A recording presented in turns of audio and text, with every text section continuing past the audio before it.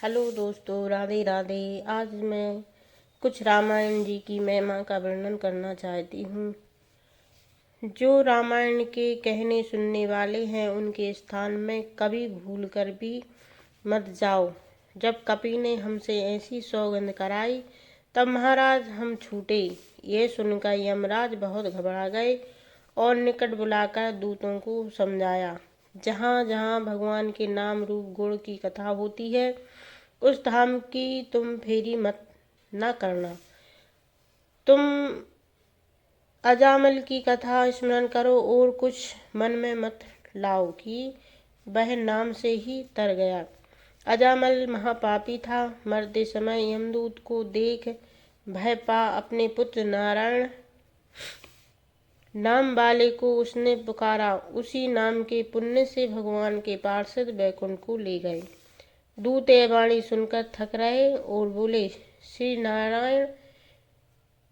श्री रामायण महारानी धन्य है। रामायण बड़ी तेजस्वी और श्रेष्ठ भाषाओं की सिरमौर है, जिसका यमपुर में भी शोर है। उसकी समता का कौन विस्तार पा सकता है, चाहे कैसा ही पातक लगा हो। रामायण के सुनने से नहीं रह जाता। जो चारों फल के पाने की इच्छा है तो रामायण की आराधना करना उचित है। रामायण के सुनने से पाप ऐसे नष्ट हो जाते हैं जैसे हिम ऋतु में मशक मच्छर नष्ट हो जाते हैं। कलयुग में तरने का दूसरा उपाय नहीं है, केवल दो ही उपाय है। एक राम का भजन, दूसरी रामायण। जहाँ रामायण की कथा होती है उस घर को कोई केवल घर ही मत जानो। वह घर तीर्थ के समान है। वहाँ जाने से सब पाप नष्ट हो जाते हैं। तभी तक देह में पाप वास करता है जब तक रामायण नहीं सुनी हो। जब पूर्व पुण्य उदय होते हैं तब रामायण में मन लगता है। रामायण के श्रवण करने से प्रेत तत्व भी छूट जाता है। पढ़ने और सुनने से परतत्व परमात्मा का ज्ञान हो जाता है। रामायण का रस कौन जाने। या तो संतों का सर्वस्व है, जैसे कमलों के स्नेही भौरे हैं, वैसे भक्तों के रामायण प्यारी है। भक्तजनों अनेक ग्रंथों को छोड़कर रामायण को ही धारण किया। भक्तों को अनुपम भक्त रूपी रस जनों को रस रूप है।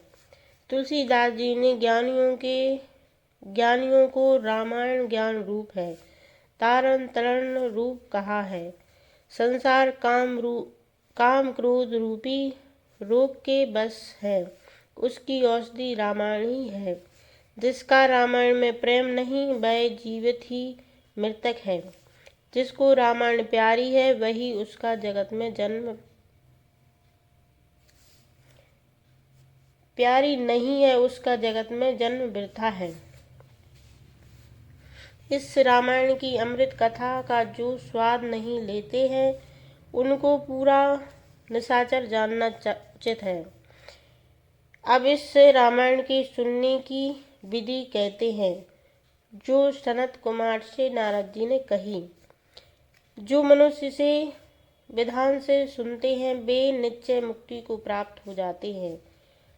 कार्तिक माघ और चैत्र के महीने में चित लगाकर सुखदायी कथा को 9 दिन पर्यंत कहें व सुने। ब्रह्म मुहूर्त का समय हो तो उठकर शौचादि कर्म करें।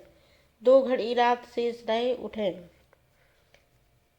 लटजीरा द्वारा दंत धावन कर कर्मों को कर मन में धीर धारण करके स्नान करें और संध्या कर रामायण की पुस्तक का पूजन करके प्रेम से चंदन आदि चढ़ावें।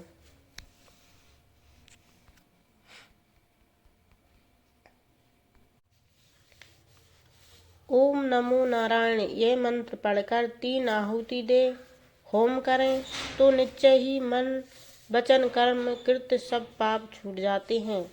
निकट नहीं आते हैं। इस प्रकार जो रामायण की विधि को मन लगाकर करते हैं वे संसार सागर के आवागमन छूट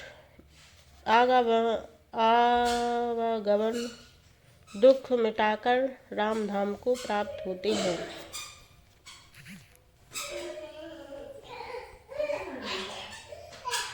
जग में सुंदर हैं दो नाम, चाहे कृष्ण कहो या राम।